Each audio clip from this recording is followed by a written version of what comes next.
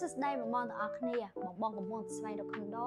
សម្រាប់ការរស់នៅដែលស្ថិតនៅលើផ្លូវ60ម៉ែត្រហើយជិះមិនឆ្ងាយប្រហែលពីពលានយន្តហោះថ្មីមែនអត់បងមើលវីដេអូនេះត្រូវហើយអញ្ចឹងពួកយើងមាន condo ល្អ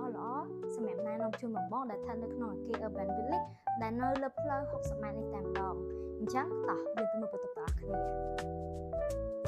អញ្ចឹងប្រភេទបន្ទប់ដែលពួកយើងណែនាំជូនបងនេះគឺជាប្រភេទបន្ទប់ 2 bedroom ដែលមានបន្ទប់កេងធំទូលាយចំនួន2បងអាចមើលបានមានសភាពធំទូលាយសម្រាប់បងរស់នៅយ៉ាងមានផាសុកភាពអូខេ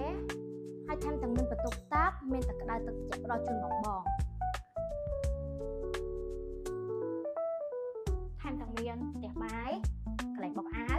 ទូទឹកកកតុបាយហើយនឹងគ្រឿងសង្ហារិម full option ជូនបងតែម្ដងបងគ្រាន់តែជួលភ្លាមអស់moneyចូលនៅភ្លាមតែម្ដងអូខេអញ្ចឹងបងចាប់អារម្មណ៍អាចតាក់ទងกับពួកយើងបានតាមលេខទូរស័ព្ទនិងលេខ Telegram